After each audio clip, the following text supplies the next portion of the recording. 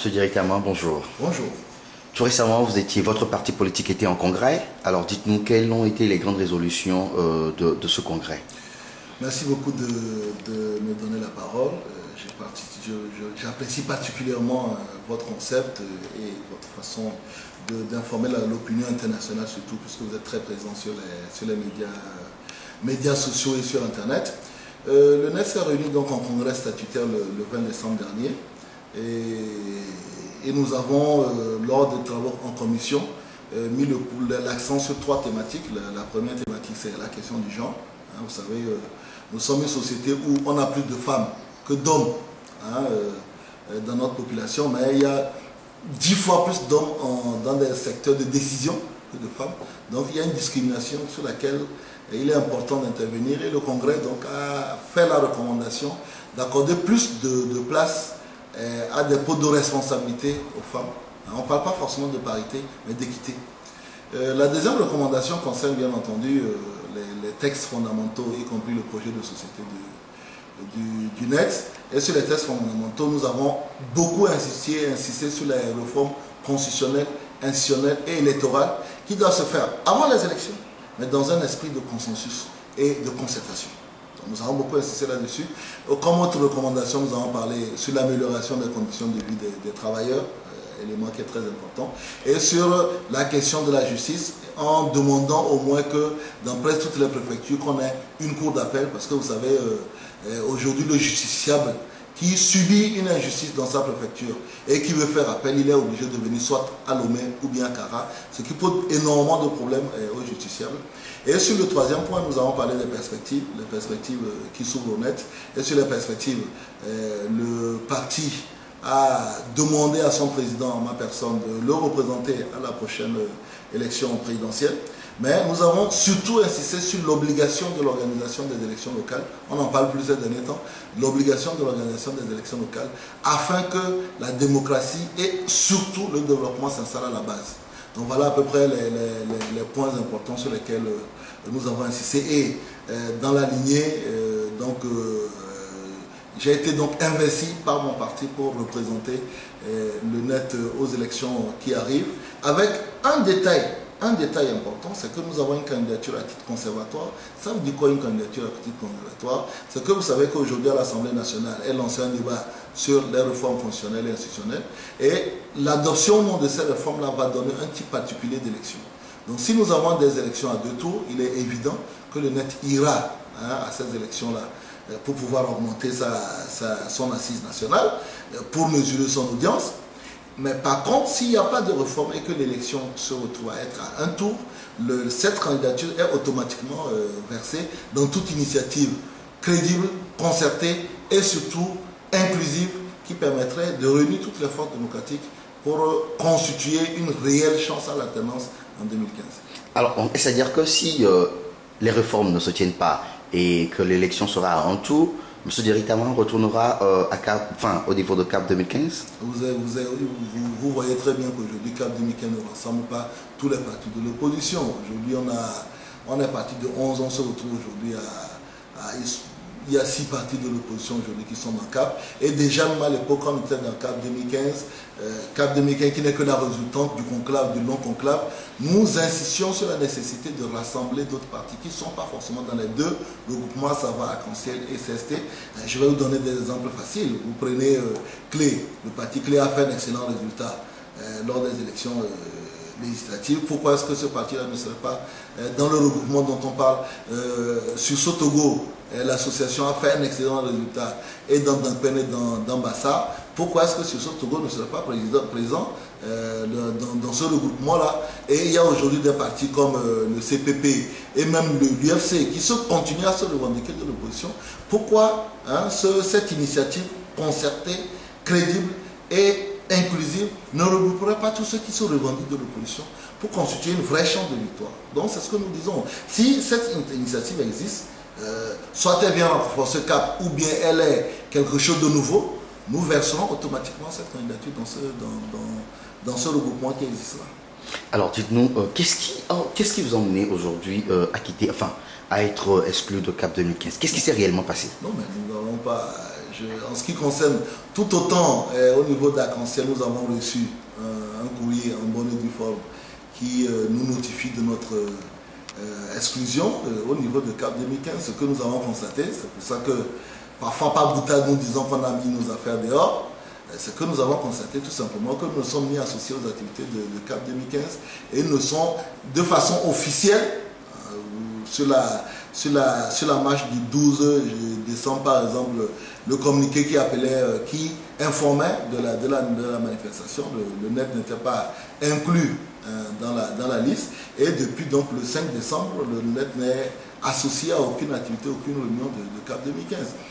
Personnellement, je trouve que c'est un peu regrettable pour un parti qui a signé un protocole en tant que parti. Maintenant, voilà, c'est un fait. Nous prenons acte. Et puis, bon, vous voyez à la limite, à partir de l'organisation de notre congrès, que je crois que quand un parti se crée, ce n'est pas forcément et uniquement pour appartenir à un regroupement, mais c'est que l'obligation de la démarche unitaire nous avait conduit à nous associer, à présenter donc une candidature de l'ensemble des 18 partis de CAP. Mais il n'en reste pas moins que nous avons la capacité en interne de s'organiser et d'aller vers un électorat. Mais alors, est-ce que vous avez cherché quand même à savoir pourquoi de votre exclusion? Est-ce que vous avez approché les responsables et leaders de CAP et de Arc-en-Ciel?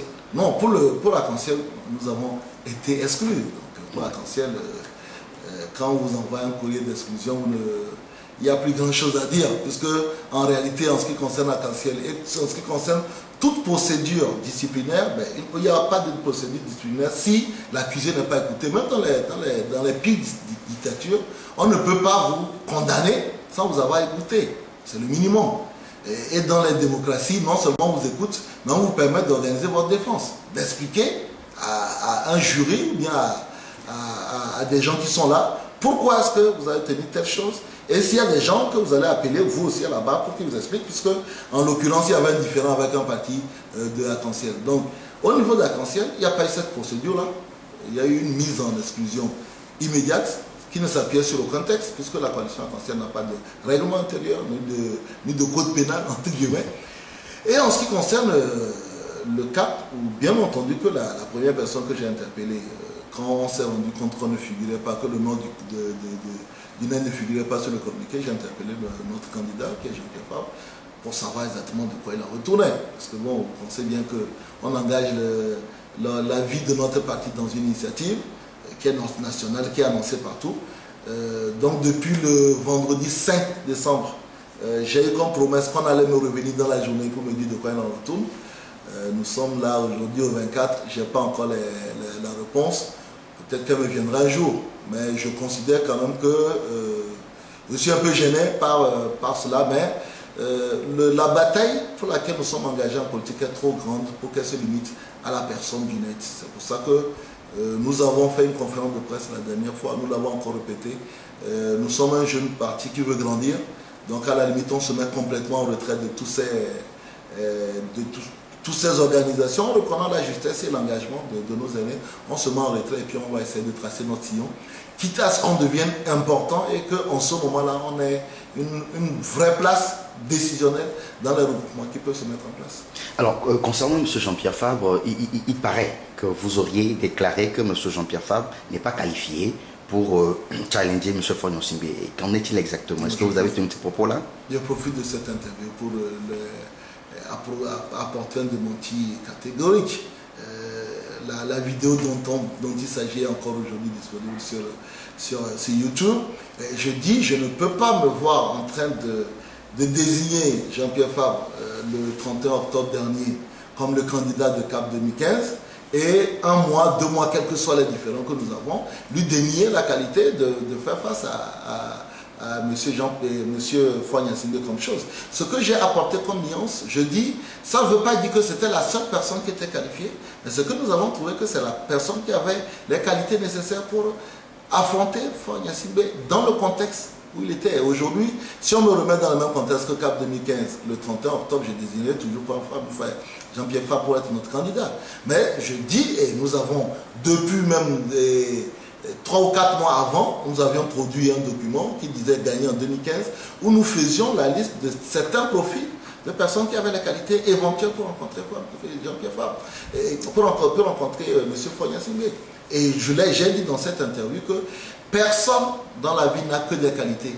Jean-Pierre Fabre, comme tout le monde, je l'ai même écrit à plusieurs reprises, a des défauts. Et c'est la mutualisation de nos qualités qui ferait qu'il serait le meilleur candidat. C'est ce que je dis et je le conserve. Ce n'est pas une sorte d'homme idéal, personne n'est d'homme idéal, mais c'est qu'il faut mutualiser les qualités des autres pour faire en sorte que celui que vous avez mis devant ait le maximum de chances pour affronter son adversaire politique. Alors tout récemment, nous vous avions vu à la présidence, vous êtes allé présenter les vœux au chef de l'État et certains ont déduit en disant que vous y êtes pour faire allégeance au chef de l'État. Et que répondez-vous de cela? Je pense qu'il y a des gens qui ne sont pas pour la République. Dans la République, il y a des valeurs. Et ces valeurs, il y a la courtoisie qui est une valeur et il y a la reconnaissance des institutions de la République. Nous ne sommes pas allés à la présidence pour présenter des vœux au chef de l'État, mais nous sommes allés à la présidence pour échanger les vœux avec le chef de l'État.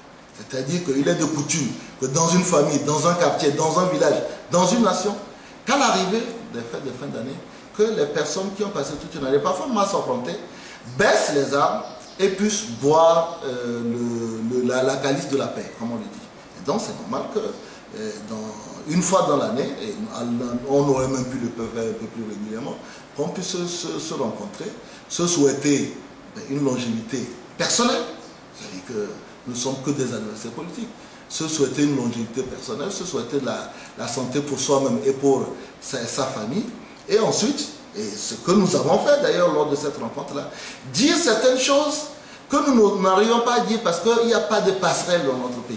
Nous avons un président, c'est dommage de le dire, mais qui n'a pas cette accessibilité-là régulière. Nous avons aussi, mais ça aussi c'est notre pays, qui fait que même quand vous, en tant que parti politique, vous allez rencontrer à titre privé le chef de l'État au nom de votre parti, vous revenez, voilà, on dit, vous êtes sorti, on regarde la taille du sac que vous teniez pour y aller.